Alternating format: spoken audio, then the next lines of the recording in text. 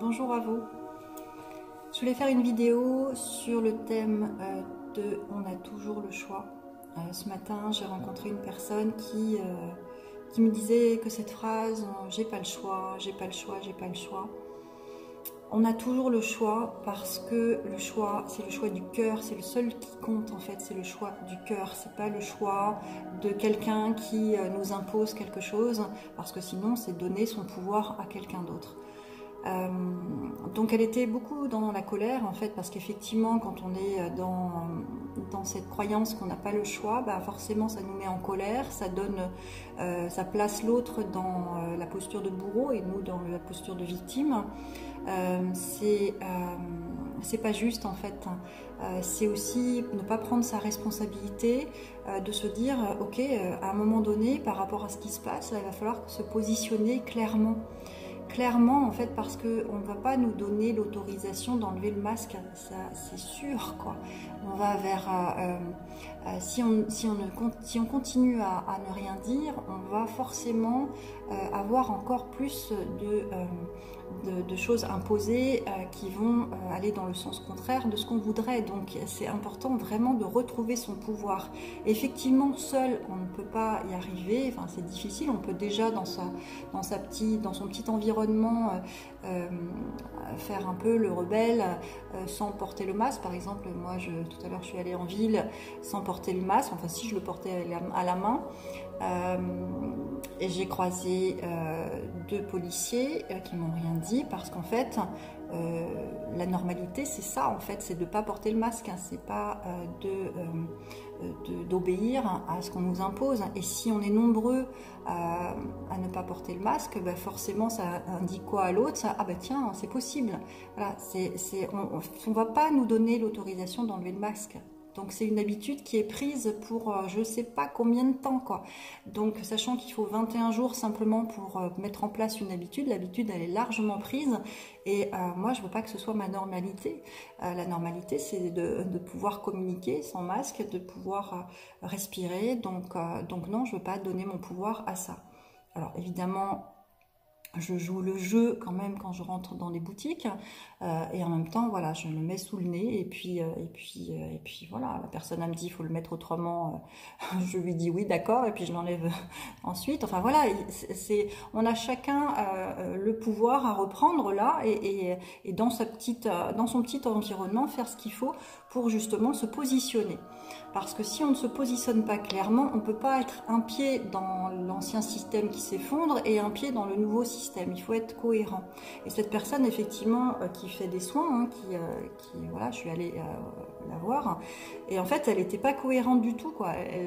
Elle est contre la vaccination, elle s'est fait vacciner. Elle porte le masque, alors qu'elle sait très bien que c'est une hérésie. Enfin voilà, il y avait plein d'incohérences dans son fonctionnement, et effectivement on ne pouvait pas se comprendre quoi en fait. Donc ouais, ça m'a inspiré justement de faire une vidéo sur on a toujours le choix, le seul qui compte c'est le choix du cœur. Donc je vais demander à mes cartes la question à se poser, qu'est-ce qui bloque en fait dans cette croyance on n'a pas le choix, voilà, quelle est la question à se poser par rapport au choix.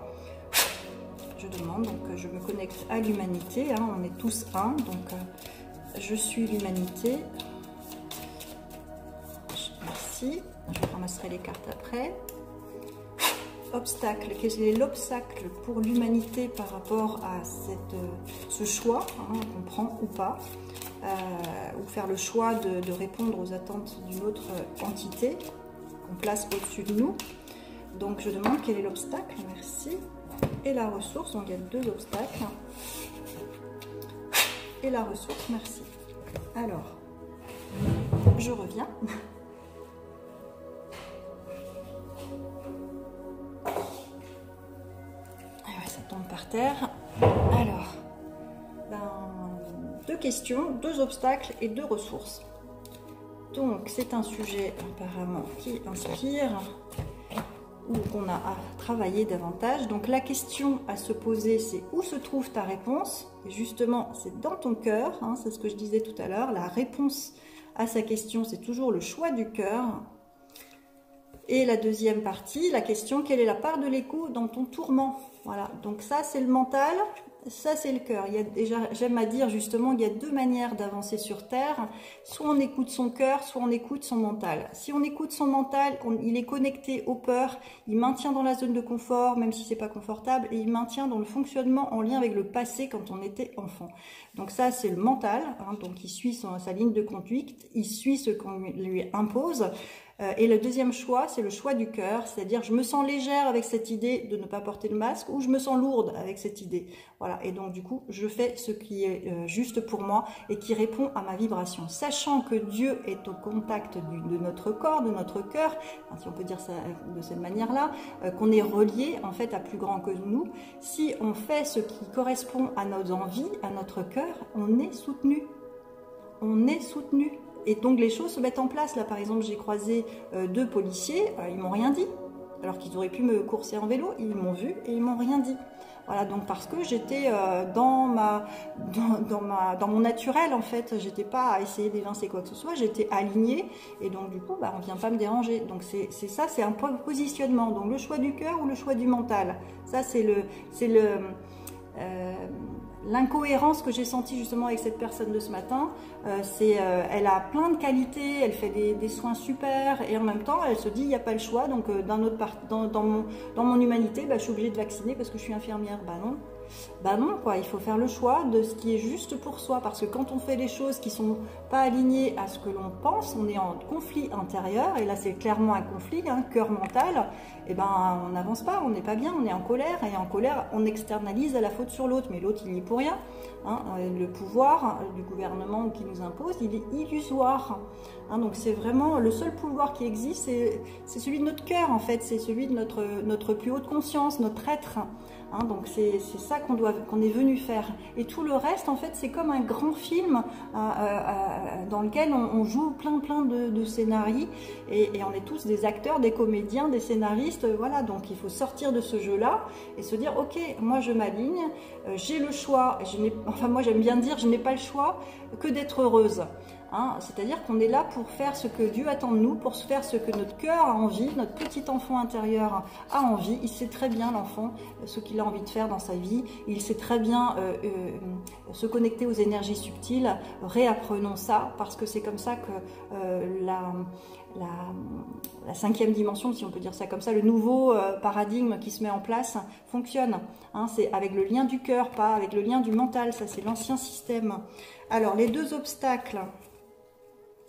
Donc la croyance, je vais mourir, donc la peur de mourir, donc voilà, ça c'est forcément, on ne nous a pas appris ce que c'était la mort, alors que c'est juste un passage, notre âme elle est immortelle, donc on a un temps donné où on joue des rôles dans cette incarnation, et ensuite on va expérimenter, on va apprendre plutôt autre chose sur un autre plan, mais notre âme elle est immortelle, donc là je vais mourir, donc ça c'est la peur de la mort, ça c'est un obstacle, donc du coup on fait les choses en fonction de cette peur là, donc c'est vraiment en lien avec le mental, alors que quand on est dans l'instant présent, est-ce qu'on est toujours dans l'instant présent? En fait on est heureux tout simplement comme un enfant qui se pose pas la question de comment ça se passera demain, quoi. Hein, il a envie de jouer, il s'amuse.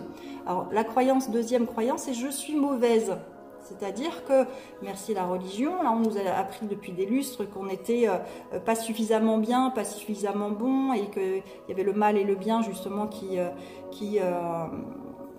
fallait, voilà, ça c'est le monde de la dualité hein, dans lequel on est, donc forcément si on croit qu'on est mauvais, ben, on va faire ce que l'autre nous dit pour justement répondre aux attentes. Donc ça c'est aussi le petit enfant qui se compare aux uns aux autres, hein, merci encore le système éducatif. Tout a été fait, tout a été imbriqué pour que justement on perde notre pouvoir, notre unicité, qu'on la dévalorise finalement, on se dévalorise pour pour aller chercher à l'extérieur de soi nos réponses, pour donner notre pouvoir à l'extérieur de soi, parce qu'on ne se sent pas suffisamment à la hauteur. Mais si, on est des êtres créateurs et des êtres libres. Alors, les deux ressources, c'est la nourriture, alors que ce soit la nourriture terrestre et aussi la nourriture spirituelle, hein, les deux sont des nourritures, donc faire des choses qui nous rendent heureux. Et la deuxième ressource, c'est la joie de vivre. On est toujours dans l'instant présent et la joie, c'est notre état naturel. On n'a pas le choix que d'être heureux, si je peux dire. Hein, c'est vraiment notre responsabilité à tous, c'est de faire des choses qui nous rendent heureux et de ne pas donner son pouvoir à l'extérieur, à un gouvernement, à une entité qu'on a placée au-dessus de nos têtes. Non, on est là à construire autre chose, parce qu'elle me disait on ne peut pas se battre contre le système, enfin bon, elle était dans sa colère, à ronger son frein plutôt. Effectivement, on peut pas tout seul se battre contre le système, surtout que ça sert à rien en fait. C'est une co-création, donc là c'est au contraire retrouver son pouvoir, sa puissance, se reconnecter à son cœur, se laisser guider par plus grand que soi et de voir qu'on est guidé, et notre chemin est forcément facilité. Hein, comme moi, mon chemin là, pour aller en centre-ville, il a été facilité. Je suis allée dans un endroit, il y avait personne, tout était super zen. Enfin voilà, c'est pourquoi, parce que je le vibre en fait ça. Donc forcément, j'attire à moi ça. Par contre, si je vibre la peur, ben, je vais attirer forcément un contexte d'énergie beaucoup plus basse. Donc ça, c'est ma responsabilité, hein, de se maintenir dans une vibration haute. Voilà, donc bien se nourrir avec des aliments vibrants, hein, et aussi spirituellement. Hein. Moi, ce que je disais à cette personne, vous pouvez pas fonctionner sans spiritualité, quoi. C'est pas possible, c'est fini ça. Hein. Le gouvernement, il a pris la place de la spiritualité. Hein. Donc non, je me relie à ma spiritualité. Alors je lui citais justement que dans notre système, on est beaucoup trop terrestre, beaucoup trop énergie yin.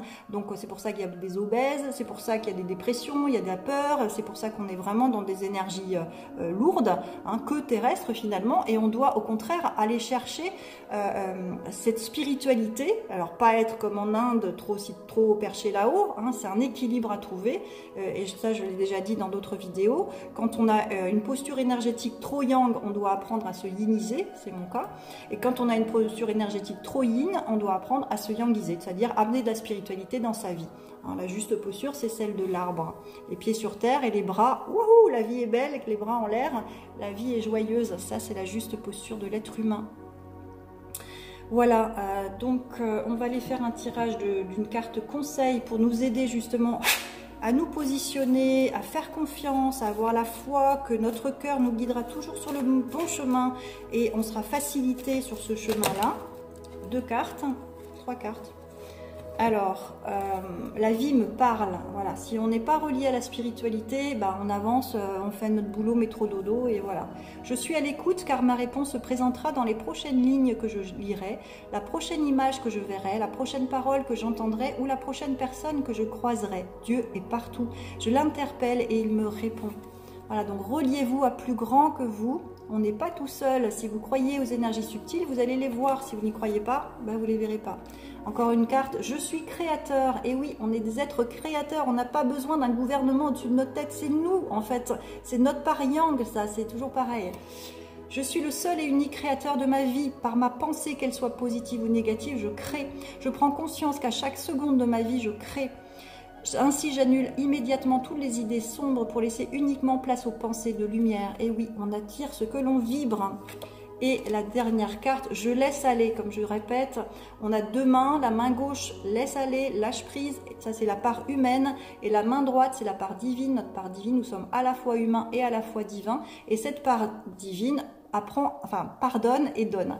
Voilà, donc là, je laisse aller, donc là c'est dans mon humanité, j'accepte ma vie telle qu'elle est, je ne juge point et je cesse de dramatiser. Je laisse aller les événements en toute liberté, j'accueille ce dont ils tentent de me faire prendre conscience. Je cesse dès maintenant de combattre, Dieu m'apporte ce qu'il y a de plus favorable pour mon âme. Et oui, nous vivons une extraordinaire expérience de vie, un changement dans notre humanité, un éveil, clairement un éveil de l'humanité. Donc tous les gens qui sont en conscience, dont je fais partie, notre travail c'est de vibrer et de diffuser cette lumière pour que justement les énergies yin trop lourdes s'allègent, qu'on admet. On n'a pas à porter les autres, par contre on a à éclairer notre cœur, à montrer notre vibration d'amour, et ensuite on diffuse cette lumière-là que l'autre va trouver par lui-même, hein, ou accompagner. Mais en tous les cas, on a tous cette étincelle divine en nous, et c'est à chacun de la retrouver. Et pour ça, il faut être connecté au cœur.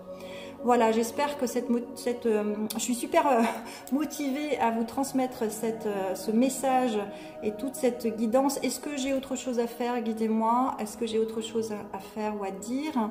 Guidez-moi. Voilà, donc je vois en fait la ronde humaine, hein, que c'est toujours en forme de ronde, comme on est comme ça, avec le feu sacré au milieu. Et en fait, j'entends la phrase « Qu'est-ce que tu as à offrir au monde ?» Voilà, c'est ça en fait, le cadeau, c'est ça. Et ça correspond justement à ce qu'on aime faire. Donc interrogez-vous, qu'est-ce que je peux offrir au monde? Qu'est-ce que je suis venue là pour faire, pour aider l'humanité à s'élever? Donc chacun d'entre nous, on doit s'élever évidemment, ou s'enraciner, ça dépend ce qu'on a à travailler. Et on doit se relier au divin, quoi. Ils attendent que ça, on a des guides, hein, qu'on y croit ou pas, on en a. Donc plus vous allez vous adresser au monde subtil, et plus vous aurez cette sensation d'être entouré, et puis du coup cette confiance, hein, et donc rassurer que la vie c'est un chemin merveilleux quand on se relie à ces énergies subtiles. Voilà, je vous souhaite une belle journée. Prenez soin de votre belle humanité et aussi de votre part divine. Allez remettre votre couronne sur la tête, c'est vous le créateur. Merci, merci, merci à mes guides et merci à vous. Bien à vous.